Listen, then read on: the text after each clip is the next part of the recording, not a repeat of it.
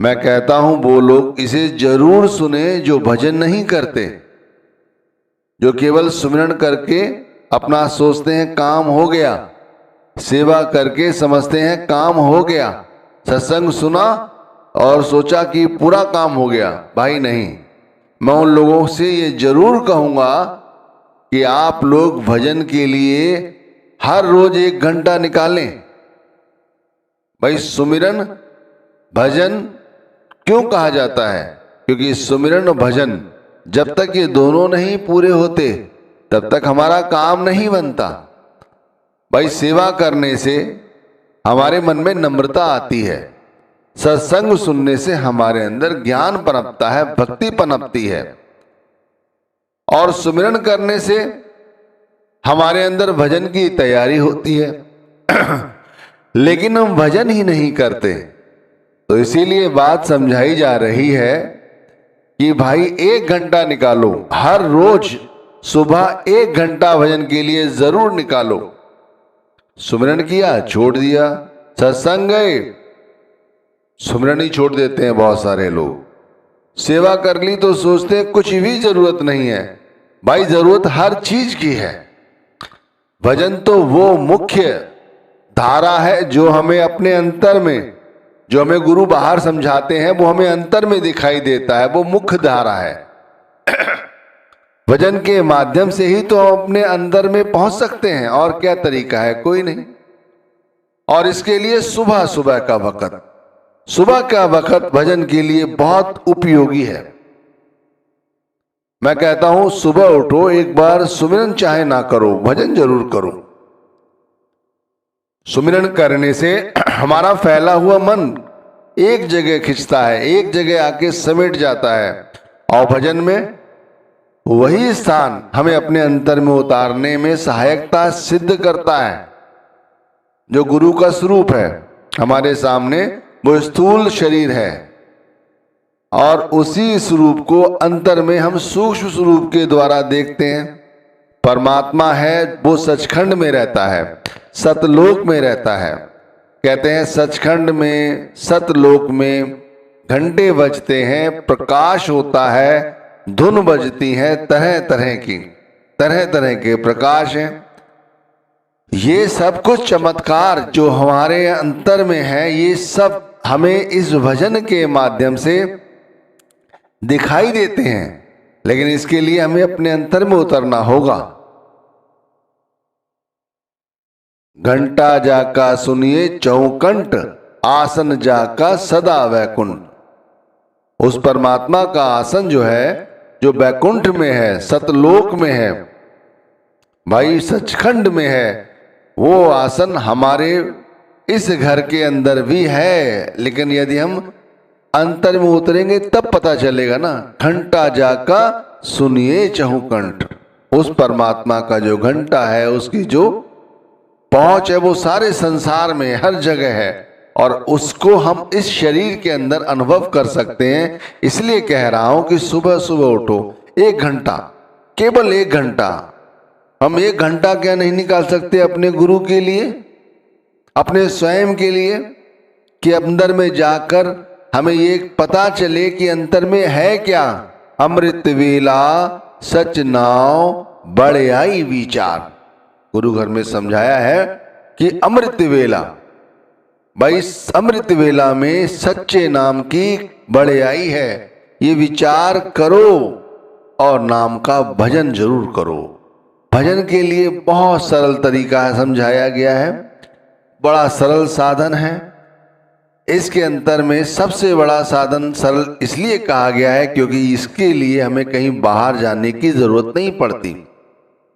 ये एक स्थान पर बैठकर बड़ी सरलता के साथ किया जाता है, बड़ी सरलता के साथ। लेकिन हमने इसे पेचीदा बनाया हुआ है। हम सोचते हैं कि भजन में आंख कान में उंगली डाली जाती है, किसी कान से आवाज आती है, किसी कान से आवाज निकाल ली जाती है। ऐसा लगता है बड़ा डरावना सा है, पता नहीं कहीं ऐसा तो नहीं कुछ हम ऐसा सुन लें कि फिर हम कुछ और ना कर पाएं, या कुछ ऐसा देख लें। भाई मैं समझाने की कोशिश करूं आपको तो समझो। ये सब इसलिए किया जा रहा है कि नाम दान तो ले लिया, पर नाम का जो तत्व है वो तो चखा नहीं। वो तो केवल भजन के माध्यम से ही चखा जाएगा ना, और भजन करते नहीं। जागना जागन्नी का, हर कीर्तन में जागना, हर कीर्तन में जागना। ये जागना है, ये क्यों कहा गया है इस पैर में? इस पैर में इसलिए कहा गया है क्योंकि सभी संत महात्मा इसी पैर में जागते थे, इसी पैर में वो जागे हैं, इसी पैर में उन्होंने परमात्मा को पाया है, अपने अंतर में उतरे हैं। इसीलिए हमें समझा रहे हैं कि हम भी अपने अंतर में उतरे। भाई देखो, जहां पर लोग मौज मस्ती में रात खराब कर देते हैं, उसी पैर में संत महात्मा बैठे हुए भजन करते हैं, प्रभु की याद करते हैं। हमें भी याद करनी चाहिए। सिमरन तब पूर्ण होता है हमारा जब हमारा ध्यान स्थिर हो जाता है। समझ लीजिए, सिमरन कब पूरा होगा हमारा? हम लोग जो नाम का सुमिरन करते हैं वो हमारा पूरा जब ही माना जाता है जब हमारा ध्यान स्थिर हो जाता है, आज्ञा चक्र पर हमारा जो फैला हुआ ख्याल है सिमटकर एक हो जाता है। अच्छा, सिमरन जब हम करते हैं तब हमें गुरु की याद आती है, और ध्यान में परमात्मा जो है हमारे गुरु है देश रूप में, वो हमें दिखाई देते हैं, तो हमारा ध्यान और गहरा होता चला जाता है। और भजन में हमें धुन सुनाई देती है, लेकिन उसके लिए हमें अपने अंतर में उतरना पड़ता है। धुन वास्तव में परिपूर्ण हरि की ध्वनि है, आवाज है, जो दुर्लोक से आ रही है, दुर्लोक से, परमात्मा के घर से आ रही है। समझो, आप जो समझाने की कोशिश की जा रही है उसे गहराई से समझो। मैं कहता हूं यह समय निकालना जरूरी है। सुमिरन केवल माहौल तैयार करती है, सेवा सुमिरन में ध्यान का काम करती है, और भजन हमें निज घर में मालिक के घर को दिखाती है। मालिक के घर के तमाशे जो है सचखंड के जो हो रहे हैं वो हमें यहाँ पता चलते हैं। इसीलिए तो जो भजन करने लगता है व्यक्ति, वो फिर संसार के जंजालों में नहीं उलझता। गुण गोविंद नाम धुन बाणी, सिमृत सासत वेद वखाणी। कहा है गुरुगर ने कि गुरु गोविंद नाम धुन बाणी ये सब कुछ एक है। इन्हीं की व्याख्या सभी शास्त्रों में बताई गई है। सिमृत सासत वेद वखानी, वेदों में इसी बात का चर्चा की गई है, हमें समझाई जाती कि सुनो है क्या। गोविंद के घर की वाणी जो है ये धुन है। गोविंद के घर का जो प्रकाश है वो शब्द का प्रकाश है। देखो, अगर आत्मा मन के साथ ही सारी जिंदगी अपना जोड़े रखा तो फिर हमारा जो मन है हमारी आत्मा को कभी भी अपनी कैद से आजाद नहीं होने देगा। लेकिन आत्मा यदि मन की आजाद से कैद हो जाए तो आत्मा ये जो गोविंद के घर से आ रही धुन है या गोविंद के घर से आ रहा प्रकाश है, उसे देखकर अपनी जो सुध भूल गई है उसे वो सुध याद आ जाती है। आत्मा जो परमात्मा का अंश है वो मन का साथ लेने के कारण अपनी सच्चाई से अलग हो गई है। उसे अपनी सच्चाई का पता ही नहीं है वो है क्या। एक परमात्मा की अंश आत्मा देखो संसार में किस तरह दुखी है, धन दौलत को ही सब कुछ सच समझे बैठी है, बच्चे बच्चियों के प्यार में ही उलझे रहती है। आज ये बना लिया है तो खुश है, कल दो चीज और बना लेंगे तब खुश है। अरे ये आत्मा की सच्चाई नहीं, आत्मा तो पल पल हरि के नाम के साथ रमी रहे। ये भजन बहुत जरूरी है, इस भजन को करो। भजन से कभी जी मत चुराओ। मैं कहता हूं भजन से कभी जी मत चुराओ और भजन में कभी नागा भी ना लाओ।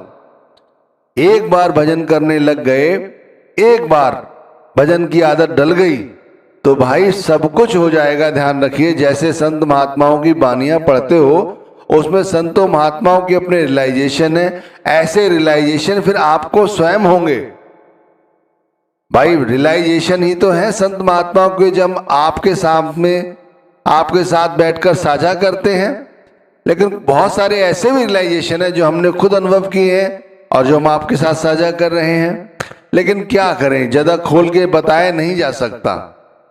आप भजन के बारे में शास्त्रों में पढ़ो तो बहुत कम लिखा होगा, क्योंकि संत नहीं चाहते कि ऐसी बातों को उजागर किया जाए जिससे भाई लोग भ्रमित हो जाएं। इससे अच्छा है कि आप लोग स्वयं इस काम को करने लग जाओ तो आपको समझ आएगा।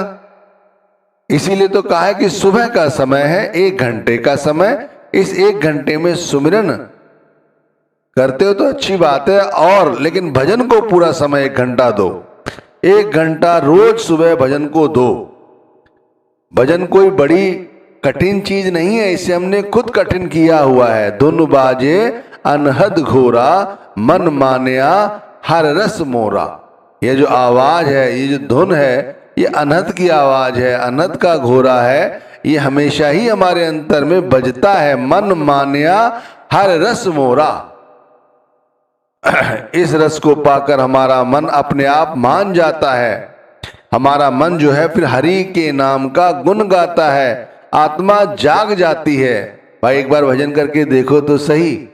कहते हैं जब नामदान दिया जाता है गुरु द्वारा, उस समय बहुत सारे लोगों को शब्द धुन तुरंत सुनाई दे जाती है।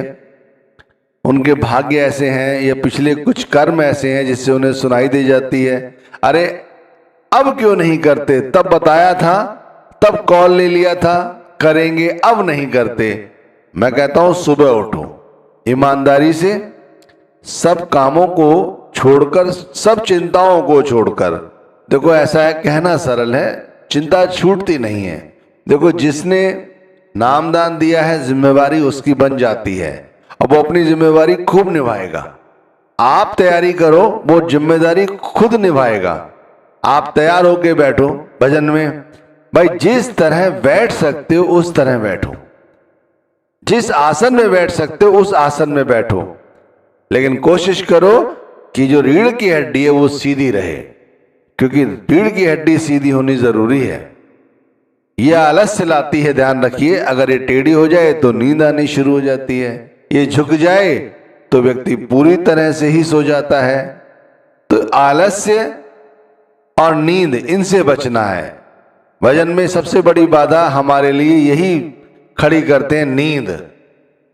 चौकन्ने होकर बैठे, ऐसे बैठे जैसे बगुला चौकन्ना होकर बैठता है और जैसे ही उसका शिकार आता है तुरंत झपट लेता है और उसका काम बन जाता है। हमें भी बगुले की तरह बिल्कुल सतर्क होकर बैठना है, आलस्य नहीं करनी है किसी भी तरह से, और कोई चिंता नहीं करनी है।